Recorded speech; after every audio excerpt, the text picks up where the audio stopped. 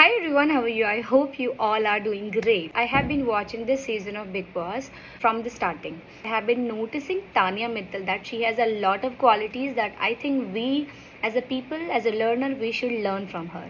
She knows one thing very well is that where she has to keep quiet.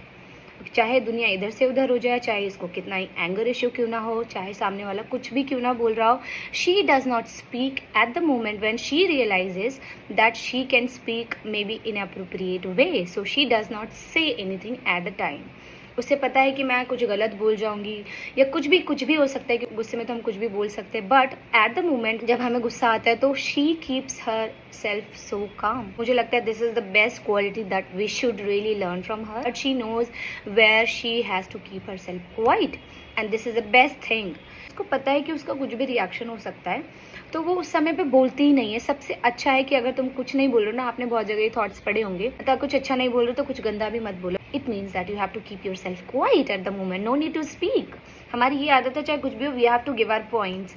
Is it really required? No. Then it is the best option to be keep quiet at the moment and just listen to everybody. We are told that we have to be a good listener. Listening to the another people, we will learn so many things. So this is the whole point. The second is that she has a lot of patience. उसके पास बहुत ही ज़्यादा सब्र है. वो बहुत ज़्यादा सब्र रख लेती है, चाहे सामने वाला कुछ भी बोल के चले जाए, बट उसके दिमाग में कहीं ना कहीं रहता है कि let her speak, let him speak, कुछ भी हो जाए मैं तो अभी थोड़ा सब्र कर लूँगी. I have to be patient at the moment.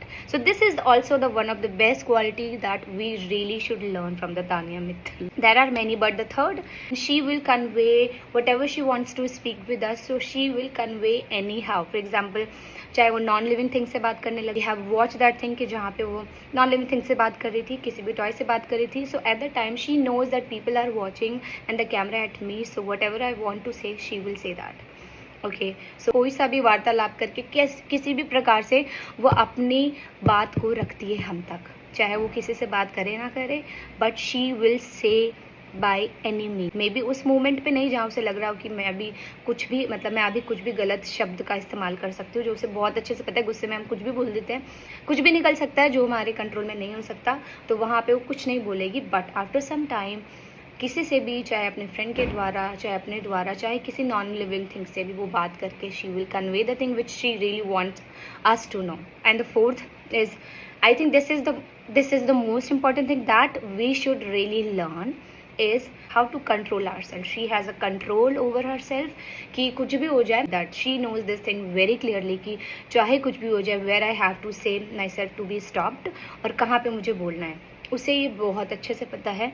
पता नहीं मैं ऐसे क्यों बात कर रही हूँ, बट उसे वो बहुत अच्छे से पता है कि कहाँ पे मुझे अपने आप को कैसा फील करवाना है, क्या दिखाना है. She knows it so well. वैसे तो बहुत सारे, I think these are the few points that I would really like to highlight as a learner, क्योंकि मैं चाह रही हूँ कि if I am going to learn then I want you also to learn these things which are very important in our life. So this is the whole point is about.